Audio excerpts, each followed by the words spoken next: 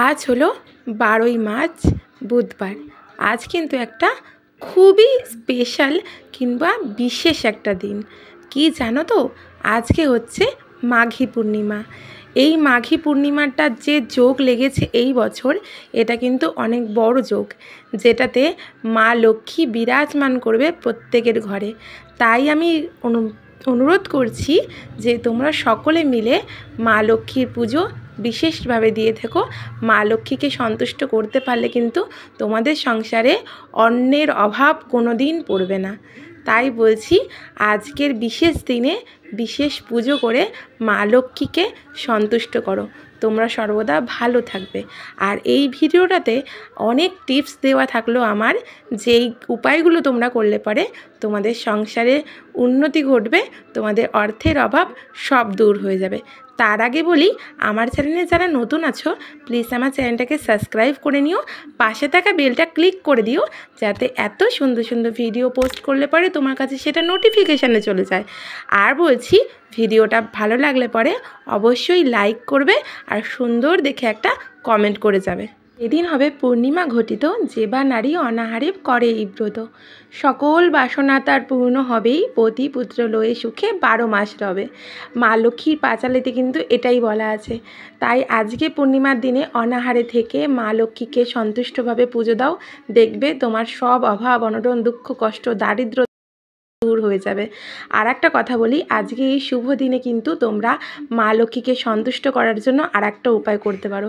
সেটা হলো, একটা লাল চেলি কাপড়ে 5টা লবঙ্গ, 5টা এলাচ, আর লবঙ্গের যেন অবশ্যই ফুলগুলো থাকে, 5টা লবঙ্গ, 5টা এলাচ, 5টা দারচিনি আর 5টা 1 টাকার কয়েন নিয়ে মা লক্ষ্মীর কাছে রেখে, আর অবশ্যই 5টা কর্পূর, কিউব কিউব যে কর্পূরগুলো পাওয়া যায়, 5টা কর্পূর মা লক্ষ্মীর কাছে অবশ্যই রেখে সেইটা নিয়ে মা লক্ষ্মীকে পুজো দিও।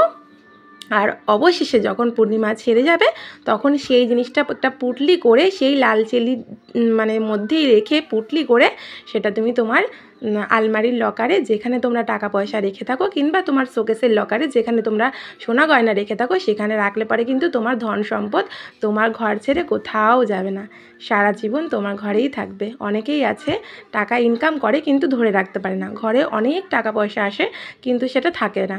কিন্তু এরকম উপায়গুলো করলে পরে কিন্তু তোমরা তোমাদের ঘরের টাকা পয়সাকে ধরে রাখতে পারবে। আর বলি, প্রত্যেক শনিবার মঙ্গলবার তোমরা যদি কর্পূর আর লবঙ্গ 2টো করে তেজপাতা পুড়িয়ে সারা ঘরে সেই ধোঁয়াটা দিয়ে থাকো, তোমাদের ঘরে সব নেগেটিভিটি দূর হয়ে যাবে আর ঘরে পজিটিভিটি প্রবেশ করবে। তো দেখো, আমার গুরুর নাম স্মরণ করে কিন্তু আমি আমার পুজোটা দেওয়া শুরু করে দিয়েছি। আমি আমার গুরুকে আর গুরু মাকে খুব সুন্দরভাবে সাজিয়েছি, তোমরাও সেটা দর্শন করছো। আর কিন্তু আমি তাদের জন্য ভোগও রেডি করে ফেলেছি। তোমাদের সাথে গল্প করতে করতে আমার ভোগটা পুরো কমপ্লিট রেডি হয়ে গেল। তোমরা এখন দর্শন করছো মাঘী পূর্ণিমাতে মা লক্ষ্মী এবং গোবিন্দের দেওয়া ভোগ প্রসাদ গ্রহণ করলেও কিন্তু অনেক পাপের ক্ষয় হয়।